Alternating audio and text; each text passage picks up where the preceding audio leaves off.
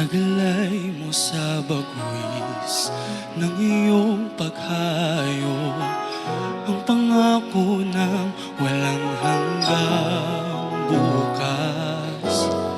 Hindi ho natin masasabing tayo ay nagmamahal kapag hindi tayo nagsasakripisyo. At ito po, mga kapatid, ang pinatunayan ng mga halal na mga pinunong ito, mga kapatid, na nasa ating harapan. Nagmamahal, nagmamalasakit, nagsasakripisyo, naglilingkod. Kapalit ng dalamhati paghihirap, pag-angat ng kabuhayang marilag. Liparin mo ang hangganan ng langit,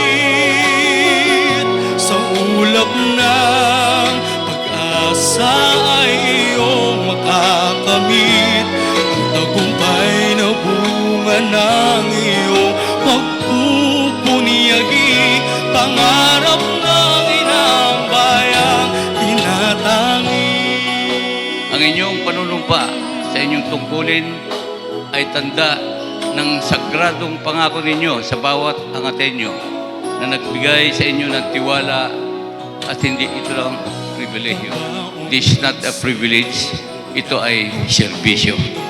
Puso, aabutin ang pangarap, tutularan ka ng sunod na salinglahi, kapuri-puring pag-aalay ng lakas, nagpupugay sa makabagong bayani. Ako po ay nagpapasalamat dahil kahit na napakaraming pagsubok ang dinanan natin, ay nakarating tayo sa puntong ito.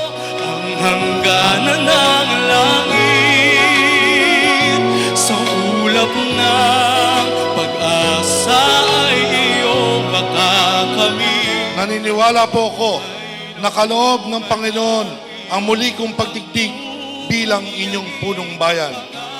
Dahil batid niya na wala po akong masamang intensyon o hangarin sa pagpatupad ng ating tungkulin. Bukas po ang aking administrasyon sa pakikipagtulungan kung ito ay makakabuti para sa ating bayan at mamamayan. Makakaasa po kayo na patuloy po nating ipapatupad ang pamahalaang may pananagutan, may integridad, makatao at inklusibo. Tulot ng iyong tagumpay.